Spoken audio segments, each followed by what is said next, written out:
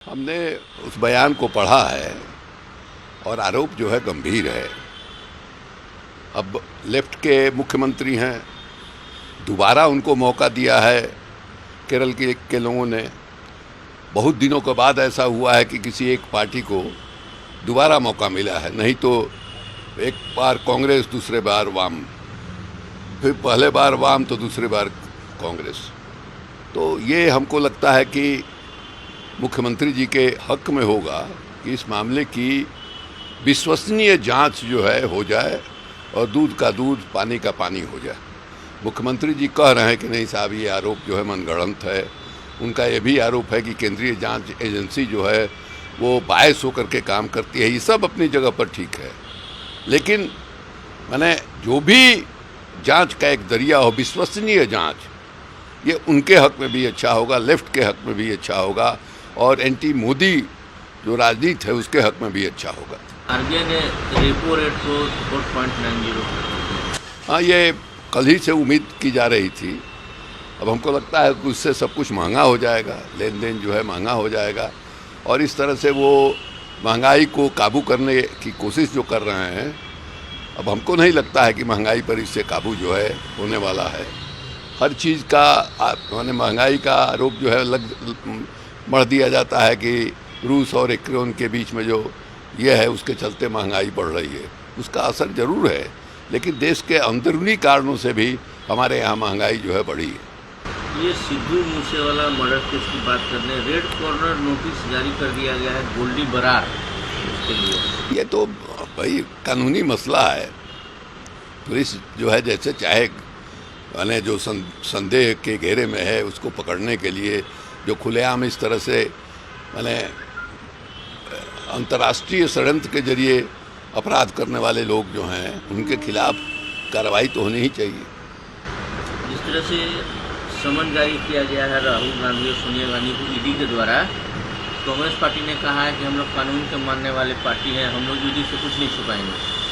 अब कैसे पार्टी हैं, तो उनको सम्मन हुआ है।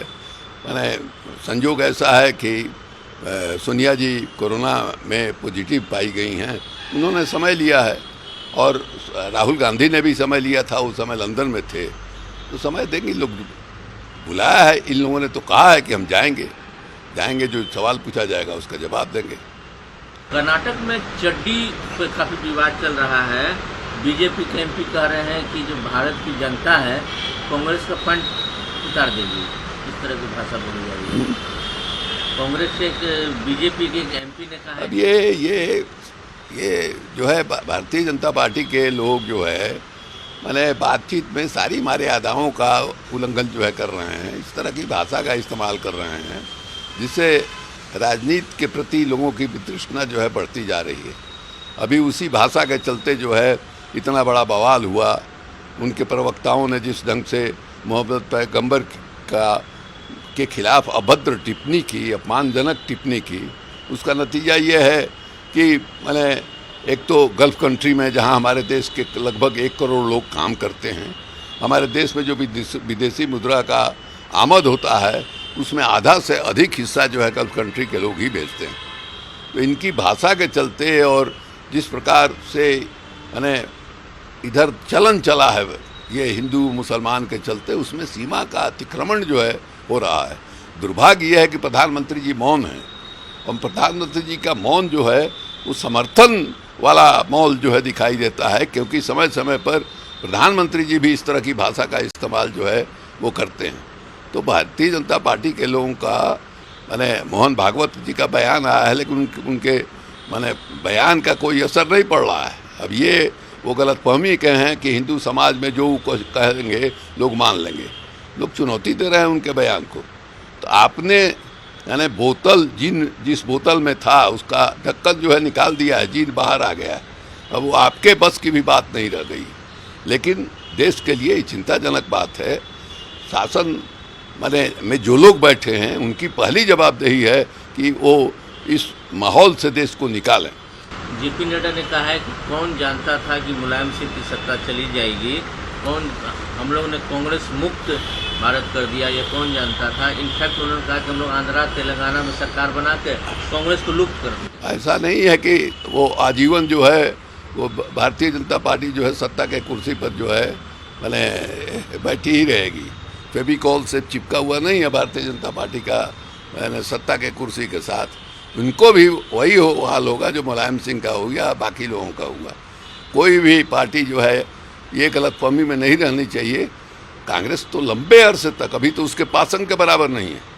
52 से लेकर के देखा जाए तो 77 तक कांग्रेस जो है दिल्ली पर काबिज रही, और 67 तक 52, 57, 62, 67 ये 4 चुनाव जो है वो तो राज्यों में माने दिल्ली में भी उसका शासन और राज्यों में भी उसका शासन। तो अभी वहाँ पहुँची नहीं है, अभी तो 2 ही टर्म हुआ।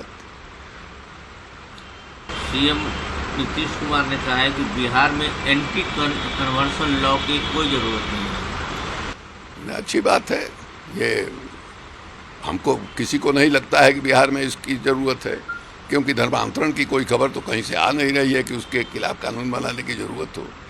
ये जो है वहाँ चल सकता है जहाँ ये कहा जा रहा है कि हाँ साहब पैसे के लालच में या डरा धमका करके धर्मांतरण कराया जाता है, तो वहाँ उस कानून की ज़रूरत है।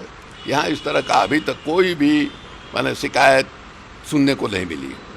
ये जो हनुमान चालीसा को लेकर बातें की, मुंबई पुलिस ने चार्जशीट दायर की है। अब केस किया है तो चार्जशीट तो दायर करना ही पड़ेगा ना भाई। अब ये लोग जो है मुख्यमंत्री के आवास के सामने, ये समझ में नहीं आता है कि हनुमान चालीसा का माने क्या मतलब है भाई। हनुमान चालीसा पढ़ने की जगह आप अपने घर में पढ़िए, भूत पिचास को भगाइए, ये उसके लिए हनुमान चालीसा। लेकिन मुख्यमंत्री के सामने तो मस्जिद के सामने हम हनुमान चालीसा का पाठ करेंगे, ये हनुमान चालीसा का भी अपमान ही करना है एक ढंग से। तो पुलिस ने चार्जशीट किया है, उन लोगों ने केस किया था, उस केस को सही प्रमाणित करने के लिए चार्जशीट उन लोगों ने किया है। बात कर लेते हैं उत्तर प्रदेश की। महान दल के जो गठबंधन उन्होंने तोड़ा समाजवादी पार्टी से। ओपी राजभर के बेटा ने कहा है कि जिस तरह से सीटें बांटी गई है एमएलसी को लेकर, हम लोग से बात नहीं किया गया। ये हर जगह इस तरह की बात हो रही है। अभी लोगों का आपस का मामला है, वो लोग समझाएंगे।